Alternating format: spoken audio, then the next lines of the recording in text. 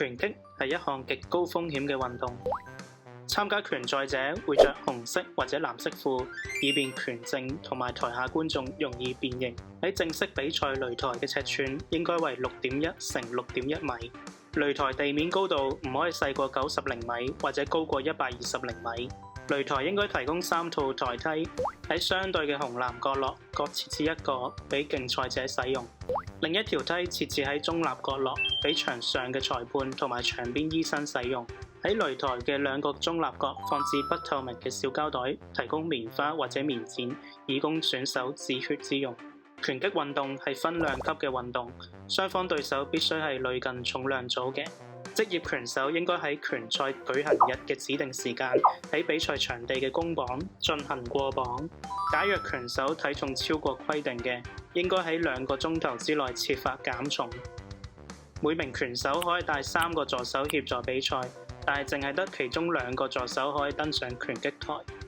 而只係允許其中1人進入拳擊台圍繩之內。上擂台之前，選手需要帶好指定嘅裝備。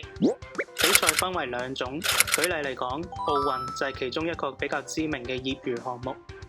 業餘唔代表唔專業，通常技術水平高嘅業餘拳手，多年之後就會轉去較高收入嘅職業組別。而職業拳擊選手就有一定嘅出場費，無論輸贏都有傾定嘅收入，當然贏得比賽仲可能有獎金啦。最大差別係業餘比賽淨係得3個回合，而職業就唔限，雙方協商之後就可以由4個至到12個回合不等。而家所有比賽採用嘅計分系統係10分制評分，隨機會預先選出5位評判，喺每場比賽開始之前就會喺5位評判入邊再揀出3位，只有該抽出嘅3位評判嘅分數先會計入最終嘅評分。該回合獲勝嘅一方一定係10分，而失敗嗰邊最多得9分，甚至去到最低6分。結果得分可以簡單概括咁樣：10-9實力相近，10-8勝負明顯，如此類推。所有回合完結之後總計，最高分者勝。台上裁判員，佢負責擂台上嘅執裁，唔會負責評分。允許擊打，有效擊中嘅部位包括頭嘅正側面、腰間以上或者上身嘅正側面。用腳就會犯規。KO 擊倒 Knockout， 一方受到重擊或者連續打擊之後，除咗2隻腳，身體任何部分觸及地面就會計為 KO。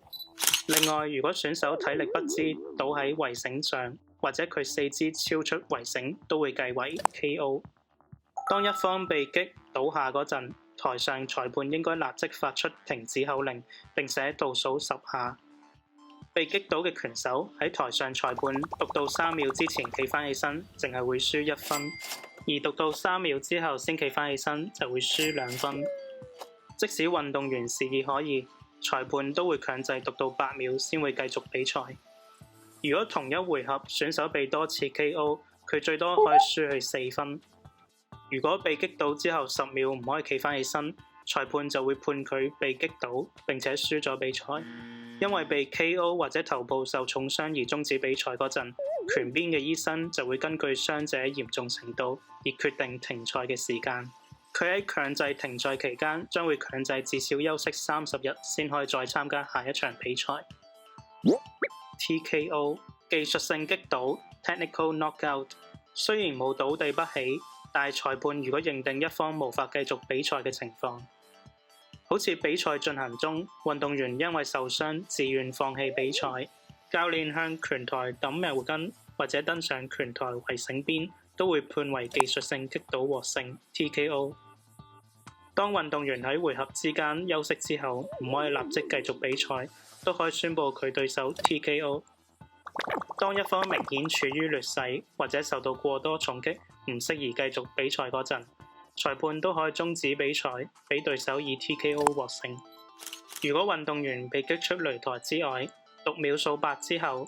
如果唔可以再喺30秒之內返嚟，就可以判對手 TKO。 WO 對手未出場 Walkover， 如字面解，一方喺比賽鑼響後1分鐘內對手仲未出場，